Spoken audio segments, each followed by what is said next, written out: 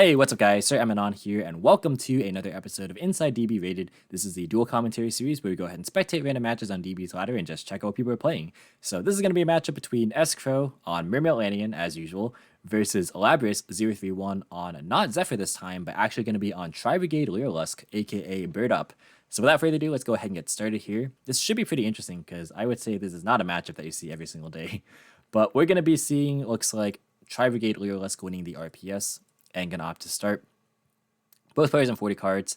And the opening hand for Bird Up is going to be Turquoise Warbler, Cobalt Sparrow, Droplet, Tri-Brigade Revolt, which I actually have to read since I am unfamiliar with this card, and then Ash Blossom. So this card reads, special summon a number of your Beast, Beast Warrior, or Winged Beast monsters that are banished during your graveyard and then negate their effects. Then after that, immediately you link summon a Tri-Brigade Link monster using only those monsters. And then it's a hard once per turn. So I'm guessing this is a way to summon the Link for Tri-Brigade, the Shrike, which is a non-target banish, so that's pretty cool. And if I recall correctly, that card also lets you get the banish if it's already on field, and then just another bird or beast warrior gets summoned. So pretty good. This is interesting. But yeah, this is definitely full combo for sure. And then the water hand is going to be Double Print, Mooing Glacia, Deep Sea Diva, and Megalo. This hand is also very good, but going second, there's no hand traps, a way to stop the bird combo, so it's going to be hard to out-barrier statue. Going to special summon the Warbler and then use the effect to summon out the Cobalt Sparrow from hand, and then use that effect to grab either Nerval or Sapphire Swallow, doesn't really matter which one. Going to pick up Nerval because the other one's searchable here by overlaying for Recital Starling. Getting a little bit familiar with these combos here. So that's going to detach the Warbler to search for a copy of the Sapphire Swallow. And then from here, going to Sapphire Swallow, summon itself and the Nerval. By the way, people also need to remember that Cobalt Sparrow gives these targeting protection, which is important in case like Imperm re-enters the format or something like that. But yeah, those hit the board, and then going to go and link summon a copy of Tri-Brigade Ferrigite, the Baron Blossom. I still don't know how to pronounce this name. I don't know if it's Ferrigite or Ferrigite. Definitely somebody correct me and let me know of the proper pronunciation in the comments if you know. But gonna go for the link summon of that, and then use the Nerval effect on the field to banish 2 from graveyard. That's going to summon out the Ancient Warrior Link monster, so there's protection for the barrier statue. And then going to link summon those 2 into a copy of the Simorg, so that's going to allow the Ferrigite and the Nerval to trigger, so going to draw Feather Duster, and then put back the Feather Duster, and then going to search for a copy of Fractal. And I think we have not normal summon, so we can go for Shrike here as well if we want to. But gonna set to, looks like we're not going for that. We're just gonna go for the end phase of Simorg instead, which is reasonable because I guess when you're locked into winds, the Revolt's not gonna be on necessarily. Yeah, that's fair enough. So gonna pass from there. Gonna be tough for Mermail to win from this position. Draws a copy of Swap Frog. So I guess if they play infantry, you can like normal Neptibus and send it for cost, but Neptibus is always just gonna be bounced by the Ancient Warrior Link every time. So yeah, I don't foresee this being a win for Mermail. Oh, they're actually just going to scoop right away. Fair enough. Yeah, I guess they was not really coming back from that one. So Bird Up going to win game 1 pretty convincingly. So we're going to now move into game 2, and it looks like Mermail going to be going first. If you guys are enjoying this commentary, definitely be sure to like the video and subscribe if you're new here and want to see more commentary similar to this style. But the opening hand for Water is going to be Swap Frog, Dragoons, Double Gunned, and Megalo. So this hand's quite strong. It's not ideal. Like, there's no Prince opener or anything, but it has a way to get there, of course. Trying to think of how this is going to go. Because there's no way to, like, make Tobe with swap without using your normal summon and still have fodder for Megalo. You'd have to commit your normal summon, in which case, you know, your search off Dragoons won't matter. So, yeah, it's not ideal, but it still works. And then the opening hand for the Bird Up deck is going to be Cycle Reader, Gamma, Jack in the Hand, Avian, and DD Crow. I'm very surprised this is actually blindsided here, for the sole reason that Crow is very well known for Mermail. So maybe they just don't know the matchup.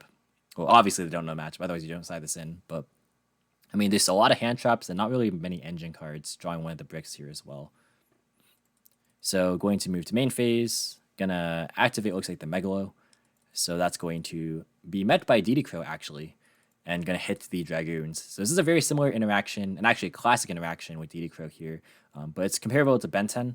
So because this gets discarded for cost, similar to how Ben 10 gets distributed for cost, if you hit this before it gets the window to resolve in a new chain, it won't be able to activate. So that is the reasoning for that. We're going to summon a Megalo and then use the Megalo to grab Mizuchi. And then going to summon out Swap Frog, and then that's going to get Gammaed actually. So no Toad today. And then going to activate the Mizuchi, targeting the Megalo to equip it, and then going to pass. For turn, the top deck is going to be Droll. Geez, destroying all the hand traps. Actually, this is really good that this is here because the only play starter is Jack in the hand. And even though I'm not sure if there's one card combos, like just the fact that this is being denied is starving the bird up player from literally any plays whatsoever. So yeah, gonna activate the Jack in the hand just to get rid of the Mizuchi. And then going to set Cycle Reader and pass. Oh, for turn, the top deck is gonna be Prince. That is really good. Definitely needed to win the top deck war there because, I mean, even though Crow was in a good position, they weren't necessarily going to outright win just yet. So this is a good way to just lock up the game. So normal summon Prince, going to send Dragoons to search for Dragoons. And actually, this is a good time to Joel because it's going to be Dragoons chilling 1. And then going to chain Joel to that. Similar to Ben 10. A lot of comparisons to Ben 10 actually here. But it works pretty similarly. Going to actually use Megalo effect to tribute off the Neptibus so it can attack twice. And then the Prince will bring back the Dragoons. And then from here, going to link summon a copy of Coral Anemone. I wonder if that was necessary to use the Megalo there, if it was going to just be link summoned anyway. But regardless, Anemone going to be used, targeting the Swap Frog. And then, yeah, that should be in the zone that the Anemone points to. And then Swap Frog going to use its effect. That's going to send the Ronin Totem. And then going to bounce it back and then pitch Gun to special swap. And I believe this triggers just on any discard. Doesn't have to be for a water monster effect. Yeah, so this will trigger to bring back the Megalo, and then Swap can send another Frog. Looks like the opponent's just conceding here. And that's going to be the end of game 2. So yeah, this is definitely going to be Toad plus Megalo back on board. And it was going to be way too much for Bird Up to deal with. And the top deck was another hand trap, so literally drawing like 5 hand traps at that point. So now we're just going to move on into game number 3 here. So it looks like Bird Up going to be deciding to go first. And before we get started, do want to just quickly shout out my patrons. Thank you so much for helping support the channel. And this long form consistent content is made possible thanks to you guys. But we're going to go ahead and see the hands here. So the hand for Bird Up is going to be Apex Avion, Solemn Judgment, Droll DD Crow, and a Psychic Soldier that rides into battle against the security forces on Currents of Lightning using an autonomic amplifier called Psyframe. This hand's really, really not good. Yeah, that's unfortunate. Drawing the brick 2 games in a row as well. And then this brick. And then the Mermail hand is going to be Droll, Imperm, Heavy Infantry, Dragoons, and the Lapis Dragon. This hand is also not good. No Prince, no Diva, no discard outlets for Dragoons rather. So yeah, this is going to be a very interesting game. Set Judgment, pass, and then going to draw a second copy of Infantry. So this actually answers the question in game 1 that there is Infantry in the deck. So Prince, in theory, could out the Barrier Statue, but not against the Ancient Warrior Link. If it was the Link Rebo instead, then that would actually be really strong. But yeah, this is not good. Going to normal summon Heavy Infantry, and then probably use the second normal summon here, actually. Yeah, summon out Dragoons. And then going to the battle phase, going to attack for 18, and then main phase 2, going to link into a copy of Abyss Alatia. So this card's pretty cool, because it allows you to send your infantry from hand as a cost, and since infantry was sent to activate a water's effect, you get to pop, and you get a search as well in the process. So pretty cool with this hand, the way it's working out here. So that's a good monster to end on. Oh, just kidding. That's going to be Judgmented. I am a liar. So Abyss Alatia going to be sent to the graveyard, and I believe it gets a trigger. Yeah, because it says, it's another card that says Possession. So similar to like Cyber Dragon Nova or Beatrice as well. So going to go and send Dragoons, and then that gets to Reborn a Water, I believe, right? Special in defense position. Yeah. I actually do know what this card does, because I used this to send no Penguin when I was trying to make Penguins work. Yeah, don't stay in school, kids. Gonna go and bring out Dragoons here. And then, oh, the opponent's actually thinking here. Because actually there's a window to Crow, because this send is a cost. So it's another instance where you can Crow away the Dragoons and make it so it can't trigger. But yeah, Crow going to be used here. So that's going to get the Dragoons out of there. And then Dragoons going to hit the board. Yeah, so just clarifying here that Alatia was targeting the other Dragoons. And then this one was targeting the one that was sent for cost. But yeah, this is how the chain was going to resolve. And then going to set Impairment Pass. I don't think Dragoons has actually resolved a single time this entire match, which is funny. But then going to draw a copy of Nerval, that's not bad. It's, I don't believe a play by itself, but it does pave the way for Search's next turn by going to Link Rebo, so pretty good. Going to normal summon Nerval, and then link it away for a copy of Link Rebo. And then going to grab Karos. Oh, actually, we can make plays this turn since we can pitch Avion. I forgot. So yeah, that's pretty nice. Going to drop Droll and Resolution.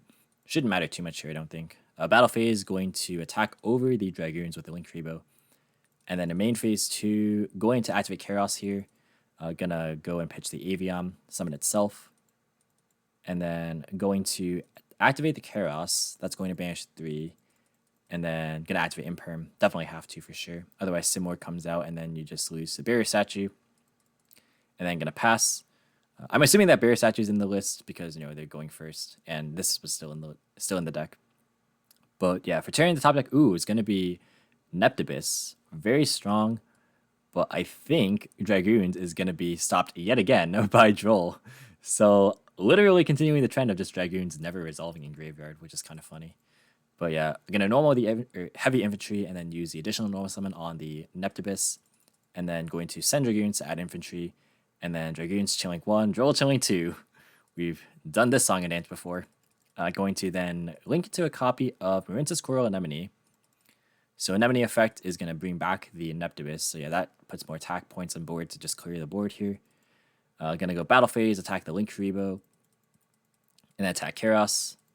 And then going to pass. For turn, the top deck is going to be Fractal. That's a crazy top deck. So this can be pitched to send Nerval. Nerval can grab another Tri-Brigade, and then we can like go for more plays from there. So both players top decking really well, the Neptibus followed by the Fractal. So this game actually, even though both players bricked, was a lot of back and forth. Going to activate Fractal here, that's going to pitch itself to send Nerval. Nerval effect to add another Fractal. And then going to normal the Fractal, and then use the effect that's going to banish 1, 2, 3. And then going to go for the Simorg link. And then from here, going to attack the Neptibus, and then attack over the Anemone, so 11 plus 4 should be 1500 damage in total. Yep, and then going to go to end phase and activate the Simorg. That's going to summon out the Barrier Statue, and I don't know how we're going to have Mermail win this one. Well, I guess another Neptibus would do it. Because there's... Wait, no, the third infantry's in hand. Oh, sad. Very, very sad. Yeah, I'm not really sure how we're going to be able to out this card. I'm going to draw. It's a Swap Frog. Not really going to be doing a whole ton. And that is going to be the end of the match, actually. So, Bird Up taking it 2-1 against Mermail. Actually, Mermail putting up a very, very strong fight. But it came down to just a simplified game state. Fractal is a crazy top deck in that case, and it just got out of the board. But yeah, lots of back and forth there for sure. Really, really cool matchup. Not one, again, that I think you will see every day, but a cool one nonetheless. But that's going to be it for the video, guys. Thank you so much for watching. Hope you enjoyed. If you did, be sure to leave a like as well as your thoughts or your feedback in the comments. Subscribe for more informative and competitive Yu-Gi-Oh content. If you want to, you can follow me on all social media platforms or support me via Patreon or TCG Player. All the links in the description as usual. And until next time, I'll catch you in the next video. See you guys.